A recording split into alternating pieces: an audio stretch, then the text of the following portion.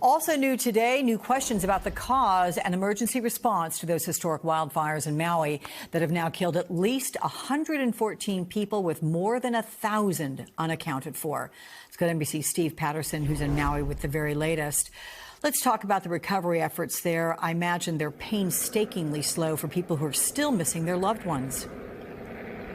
It's a slow, agonizing, heartbreaking process for a lot of these families looking for answers. The governor says that now 60% of that total search area has been scoured over, with now 470 individual workers on the ground sifting through those ruins. The governor also says he wants a full investigation and will get to the bottom of what happened during the emergency response when the fires broke out. Take a look. With questions swirling, new developments in the tangled fallout from the deadliest wildfire in modern American history. Overnight, the governor delivering a statewide address. We will get to the bottom of exactly how the fire started, how our emergency procedures and protocols need to be strengthened, and how we can improve our defenses to protect us in the future. This follows a week of mounting criticism about the emergency response on the day of the fire, and just 2 days after Maui's top emergency management official resigned. Hello. Herman Andaya stepping down, citing health reasons following widespread criticism that Hawaii's emergency sirens were not activated. Do you regret not sounding the sirens? I do not. Andaya defended the decision, saying that the system is mostly used for tsunamis, and activating it may have pushed people toward the flames. Counties in the state of Hawaii will tell you that sirens have not been used for brush fires. A new NBC News review of public meeting records found that Andaya downplayed the use of sirens, saying, from what we understand, the siren is kind of a last resort.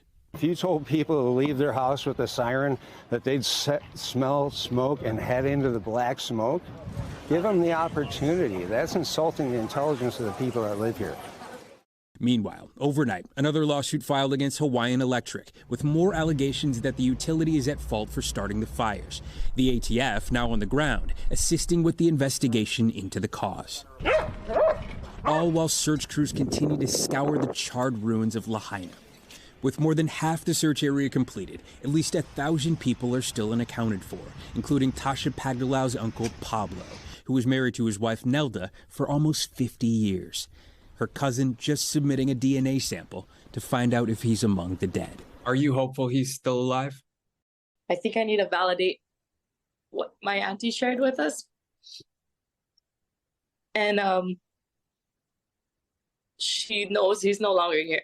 I think that the closure with the DNA test will help her move on as well. And the president and first lady expected here on Monday for a visit alongside FEMA securing more federal aid, $5.6 million spread out across 2,000 households. The White House will match that, providing more than $700 to each individual household for those key emergency supplies. Alex? You know, Steve, Joe Biden is often referred to as the consoler in chief. What a job he has ahead of him on Monday. Thank you very much.